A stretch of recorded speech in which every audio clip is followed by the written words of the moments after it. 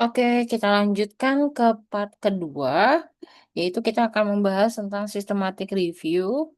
Sebenarnya terkait dengan review ini, saya bilang eh, akan cukup sulit untuk dilakukan, namun masih bisa doable.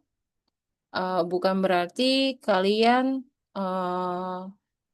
jika ingin melakukan nanti terutama ada dosen-dosen bisa misalnya dari teman-teman mahasiswa ingin melakukan silakan nanti bertanya kepada saya di luar sesi ini. Memang ini sulit tapi saya yakin seperti kemarin Widi itu saja bisa untuk menyelesaikan dari systematic review yang dia lakukan. Mungkin eh belum sampai sempurna dengan kualitas systematic review. Ini masih middle antara literatur ke systematic review. Oke, baik systematic review seperti yang sudah saya sampaikan, suatu metode di mana dia mereview secara systematically. Ada suatu sistem yang harus dipenuhi dari tipe penelitiannya yang kalian bisa lihat di sini ada kualitatif dan atau kuantitatif. Research questionnya bersifat dari yang umum terlebih dahulu, lalu narrowing mengerucut, skopnya mengerucut. Lalu yang kalian perlu ini garis bawahi adalah proses review ini. eh, Selain sistematis, ada reproducible, berarti bisa diproduksi kembali. Metode to identify, select, critically appraisal. Eh, di sini ada proses yang saya sudah sampaikan, yaitu adalah critically appraisal dari data-data informasi, terutama dari artikel penelitian. Kalian akan lihat. eh, Tergantung jenis dari penelitiannya. Kemarin kalian sudah sempat belajar penelitian kuantitatif, desain studinya seperti apa. Nah, critical appraisalnya akan sangat berbeda. Eh, Kalian akan pelajari ini di session 4 atau session 3 terkait bagaimana cara melakukan critical appraisal. Dari critical appraisal sendiri, nanti itu kalian akan melihat setiap jenis studi akan berbeda isi konten dari critical appraisalnya. Untuk strukturnya sendiri, formatnya akan berbeda dari uh, contohnya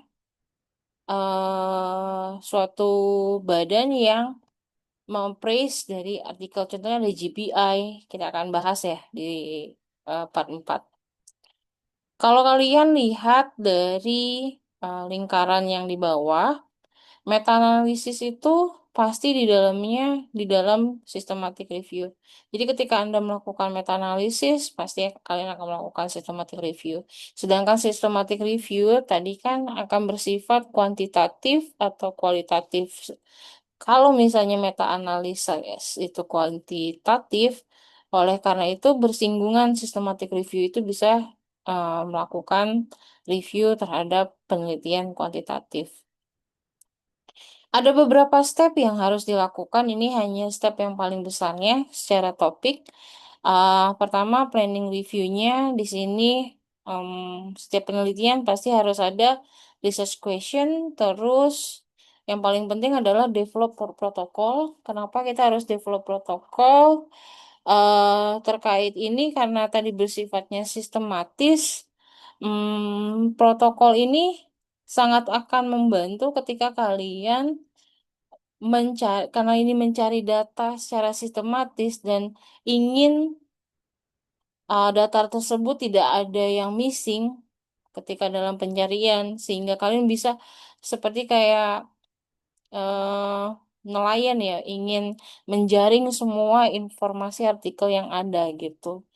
Jadi eh, dengan protokol tersebut sudah ada prosedurnya yang kita lakukan, misalnya Artikelnya harus 5 tahun terakhir. Jadi ini hampir sama kayak inclusion kriteria, tapi setiap stepnya, kalau inclusion kriteria kan hanya bersifat data apa yang mau kita ambil, collecting datanya apa yang diambil. Sedangkan kalau protokol, proses dari kita mencarinya, proses analisanya, proses filteringnya itu sudah tercatat dalam protokol. Yang kedua adalah conducting review.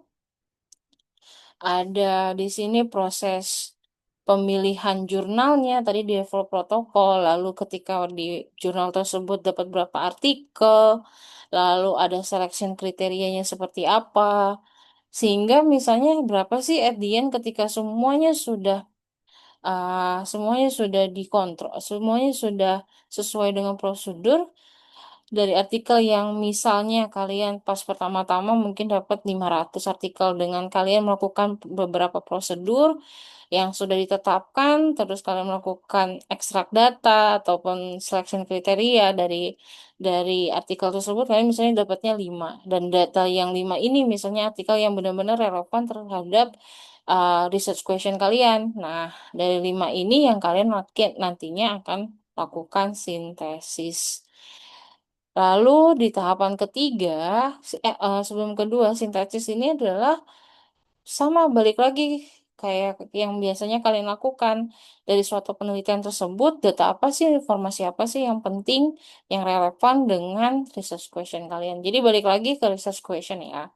Lalu yang fase 3 adalah writing dan reporting the review. Menulis amat sangat apa ya, tidak mudah namun bisa dipelajari dan bisa diasah.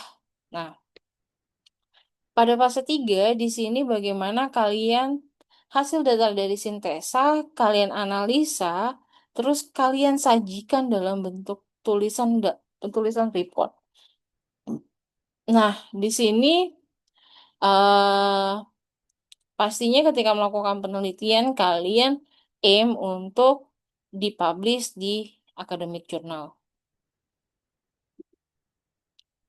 Di sini protokol adalah a plan that helps to protect objectivity by providing explicit descriptions of the steps to be taken. Jadi dari protokol ini sudah tercermin jelas dari definisinya adalah suatu planning yang membantu kalian untuk lebih objektif. Jadi objektifnya itu dilihat dari mana? Dari stepsnya yang langkah-langkah yang mau kalian lakukan pada saat penelitian itu sudah jelas. Ingat kata-kata sistematik, komprehensif, tadi ada objektif, itu yang harus kalian tekankan. Kayak misalnya ada suatu penelitian terkait dengan penggunaan 3D prostesis di Indonesia. Ah, Kalian ketika mau menggapai, misalnya mau mencari penelitian tersebut, apakah misalnya lewat apa dari Google Scholar kah, atau dari PubMed kah, atau dari yang lain gitu. Jadi pertanyaan itu dari protokol itu kalian harus menanyakan dulu pertanyaan-pertanyaan ini baru kalian develop protokol. Contohnya adalah how and where are studies going to be found. Misalnya foundnya di mana? Apakah kita mau including ya nomor 2 contohnya including misalnya artikel di atas 10 tahun, di bawah 10 tahun atau bagaimana ataupun misalnya artikel hanya menggunakan bahasa Indonesia atau artikel menggunakan bahasa Inggris. Lalu what are the methods for analysis? Kita juga harus pikirkan itu. Lalu dari protokol tersebut itu sebagai pengingat kita ketika kita membuat protokol di awal itu adalah panduan kita melakukan tahapan-tahapan penelitian gitu. Jadi kalau misalnya dengan ada protokol, kalaupun di pertengahan kalian lupa, kalian bisa uh, follow the guidance itu dari protokol. Jadi kenapa juga butuh protokol? Ketika melakukan penelitian dengan adanya protokol, seseorang bisa mengikuti atau menduplikasi atau replikasi langkah-langkah yang sudah kita lakukan. Ini adalah tempat template protokolnya. Contohnya adalah purpose, research question, keywords, synonym, search strings, search of articles, inclusion criteria, exclusion criteria. Search strings ini nanti gimana kalian nanti belajar bagaimana cara untuk apa? Menulis rangkaian keywordsnya ya untuk searching supaya banyak artikel yang kalian bisa eh, tampung. eh Ini contohnya yang di sebelah kanan dari layar kalian. Make a reference list of relevant papers captured during your research. Berarti di sini sebagai apa ya referensi ya dari daftar pustaka yang mana yang terkait. Di sini juga protokol adalah reference list of relevant papers yang mau kalian ambil. Terus eh jadi di sini adalah ketika kalian sudah mengumpulkan datanya, kalian bisa langsung memfilter data mana yang informasi mana yang mau kalian included atau informasi yang mana yang kalian tidak terapkan, tidak kalian lakukan. Baik, itu adalah terkait part 2. See you di part 3.